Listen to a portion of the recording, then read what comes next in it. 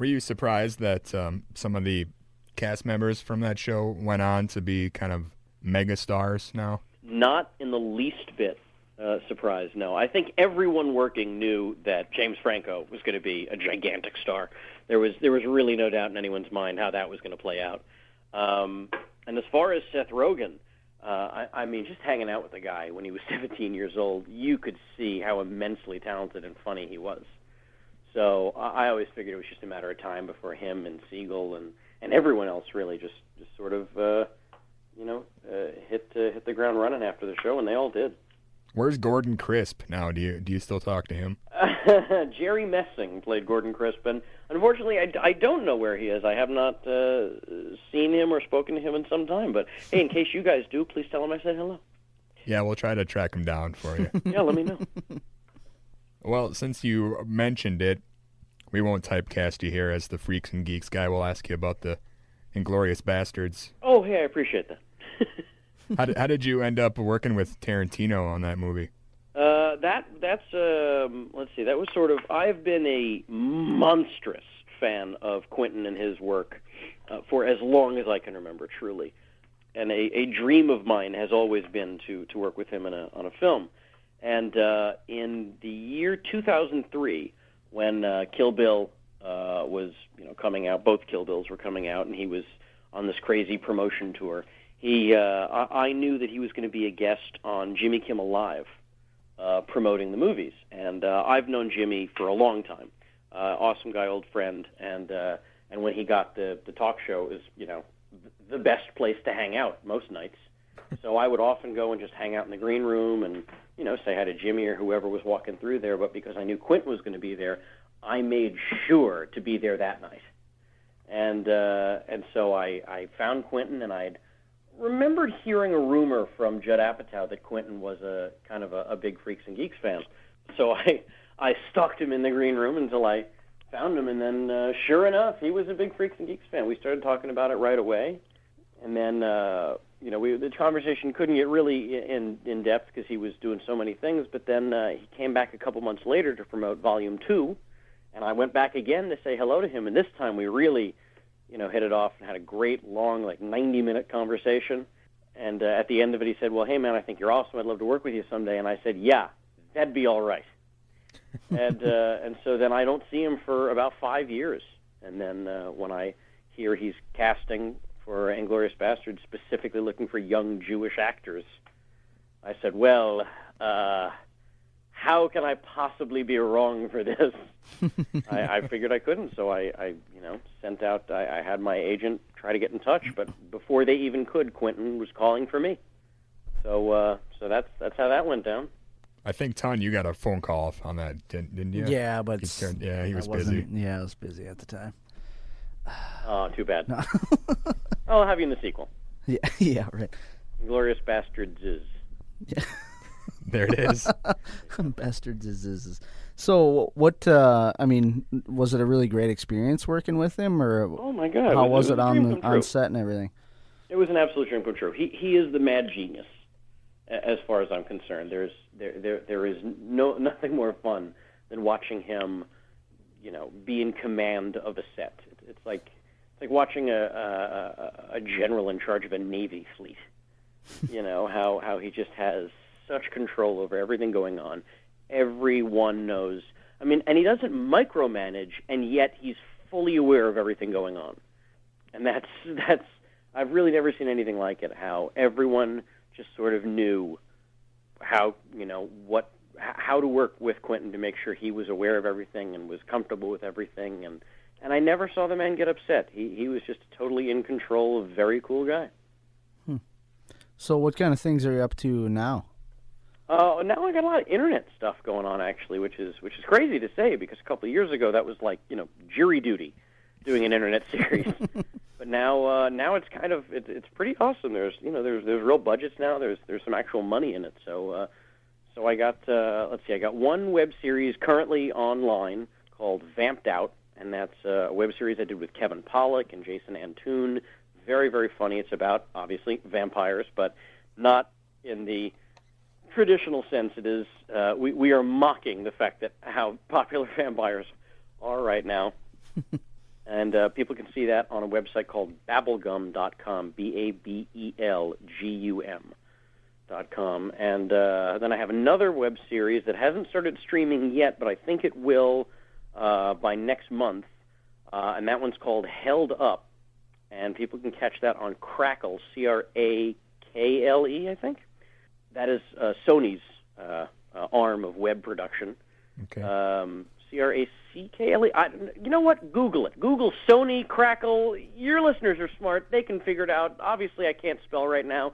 I've been drinking. Cut me some slack, guys. Get off my back. Yeah, anyway. Come on, man. The point of it is that's a very, very funny web series that I shot with the Sklar brothers, who are two hilarious comedians. I don't know if you guys know who they are, but you should. Are they vampires too, or? They are. This is not a vampire-related. Oh, okay, I could just. All right. This is just a straight web series. And then every Sunday I have the Kevin Pollak's Chat Show with Kevin Pollak, and that people can catch that at kevinpollakschatshow.com, where we turn the tables. We do the interviewing.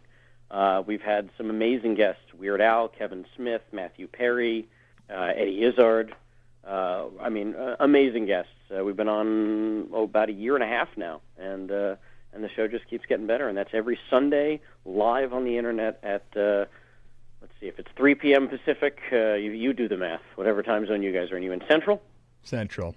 So then it would be 5 o'clock for you guys. 5 o'clock every Sunday. Okay. Would you want us on that show at all? Or?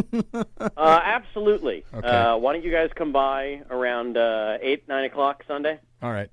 Okay. We'll have you on as the last guest. Awesome. Excellent. Okay, great. We'll be there. It sounds like you got a lot of stuff going on. Do you kind of use your popularity from Freaks and Geeks to get your foot in the door on other projects, or do people recognize you from that? No, I'm happy to say at a certain point you don't really have to keep sticking your foot in the door. Like with a show like Freaks and Geeks, I'm very, very lucky to have that show under my belt, because that show, opens the door for me to a lot of places. Although, legitimately, it has been 10 years. I don't think there's any new, directors or producers who haven't seen the show. Right. Most people who know me years ago from that show, but since then from all the other work I've done, in the meantime. So it's sometimes you never know which project is going to be the project that a producer thinks about or sees you in and says, "Oh, wait, I want to work with that guy." So in 10 years, you'll be the next Biff Tannen, and some other kid will be bothering you with harassing a bunch of questions. Me on set. I should only be so lucky. Tom is a wonderful man. I would love to have his career. Well, he was an April Fool's Day, too. He was an April Fool's Day. A lot of You're people don't remember right. that. I harassed him about that as well. Yes. So do you have any upcoming projects besides the websites and stuff? Other than the web series, I have a couple of films in the can, as they say, stuff I've shot, but none of it has release dates yet, so I'm a little hesitant to talk about it until I know for sure that it is coming out at all. Okay. But certainly check out the web series stuff. Kevin Pollak's Chat Show, really proud of that. We do some very funny work there. Vamped Out was a really great time. It's gotten a lot of really positive feedback on the internet. I think people will find it very funny. In fact, we're doing a second season of it. We're going to start shooting that in a couple weeks. Okay. But other than that, follow me on Twitter. I'm at Samm Levine, SAMMLEVINE, and I promise to keep the people updated at all times. It's good to see big celebrities nowadays that are down, with the people, and they aren't afraid to answer their own Were you mail. talking about me? Did you just refer to me as a big celebrity? Because you're correct. Yeah. Well, Thank you very much. On Yes. both counts, yeah. Did my people tell you to call me a big celebrity? Yep. No, Good. that was us. That was us. Yeah. No. Oh, very good. You did it on your own. Even better. Okay, great. They told us to just refer to you as a regular type celebrity because you'd be too modest to admit to the big title. So. Please, you guys are flattering me. Oh, that's great. So, any last words for us? Any last words? Well, it is Minnesota. So let me just say this, since I'm a big baseball fan. I have absolutely no ill will towards the Minnesota Twins franchise at all. I think they're a fine bunch of players, a fine bunch of fellows with a wonderful fan base. That said, I don't know who had the final decision on when you guys were building your new stadium to not make it a dome It wasn't us. It wasn't us. But it wasn't you guys. I don't know who it was. Whoever it was, I've got a bone to pick with them. Because I believe in the coming years, that stadium, those games will be responsible for more rainouts and snow outs and sleet outs and horrible reasons to not have a game than anywhere else in the country. And I mean, I've heard the arguments, there's other cities that don't have domes. That's true. But clearly people who are making that argument have never been to Minnesota. And I have. And it's a wonderful state, but my God, it rains a lot. It's wonderful like 2 months out of the year. Yep. Exactly. I spent a lot of time in Chicago. That's the joke there. Everybody always says we only have 2 seasons in Chicago, winter and August. There you go. Exactly. Kind of the same mentality with Minnesota. So I'm pulling for them. I'm hoping for nothing but sunshiny days. Don't get me wrong. Nothing against the Twins, but man, they should be playing in a dome. All right, agreed. Yeah. All right. How about them North Stars? I don't even know what that means. I assumed it's your AAA team. Yeah. I don't. If it isn't, they should be now, based Yeah. solely on that joke. Yes. Okay. Sorry, All right. yeah, we're small time here. Come on. You guys are big time now. Can we? This is stupid, but could you do the line? It's Saturday night, always a good night for some 5 count. Unfortunately, that's where I got to draw the line. I can't quote myself. Okay. Oh man. Can't become that guy just yet. See, we have no qualms about being self-parodies of ourselves, so we weren't sure. See, I'm not cool enough is the problem. Oh boy. Come on now. But anyway, thanks a lot, man. It's Hey, it's my been pleasure, good. guys. Thanks for having me on. Best of luck to you both. Have a good night. Take it easy.